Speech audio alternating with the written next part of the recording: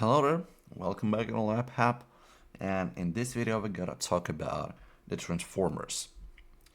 And we need to know that transformers are being used to increase or decrease an AC voltage in some system, circuit, etc. So we need some coil, right? Let's imagine this is a coil, and we need another coil.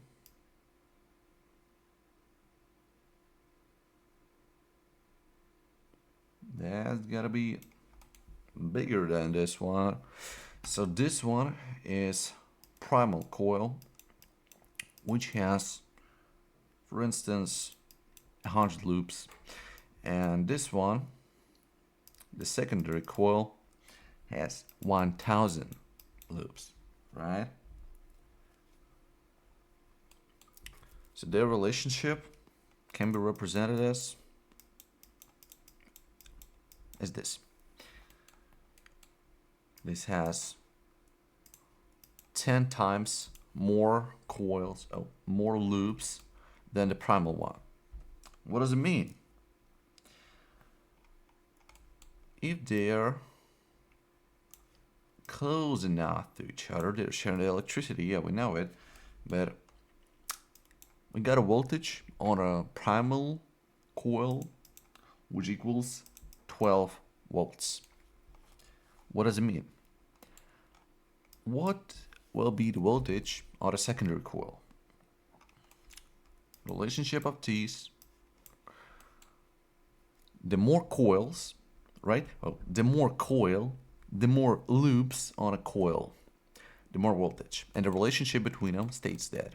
So if here is 12 volts, the relationship, the secondary coil is 10 times greater. So therefore we need to multiply, get 120 volts. And that's all. Yeah, that's all. What about maybe current? If current on a primal coil equals 10 amperes, what it will be? No, it won't be 100, because when you increase amount of loops, your voltage increase. But for the balance, for the law of the energy conservation, the current should decrease, right? So the current in that case will decrease because it should decrease, and eventually, we'll talk about it later, we'll get the same power, right? So current decreases, voltage increases because amount of loops increases. And how will it decrease? Yeah, voltage in a bigger coil is 10, in our case divided by 10 because the relationship is 10, and the primal current is 10 too. And we can also explain it as the secondary coil has a larger area, like this, if we try to explain it logically, not physically. So you can use it as a tip on your exam. And the power, as I said previously, will remain the same in both cases, because the power, what is the power? It's voltage times current. So if we multiply 12 by 10, we got this amount, 120 watts.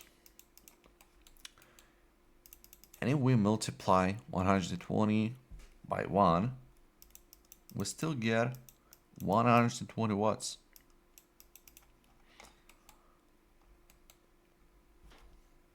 And it can be represented as as this. Yeah, the power is the same in both cases, in both coils. So the equation will look like this.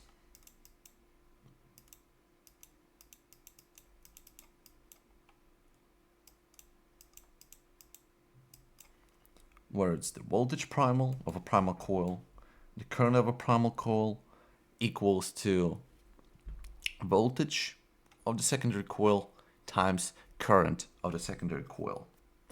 And this is basically all you need to know about our transformers.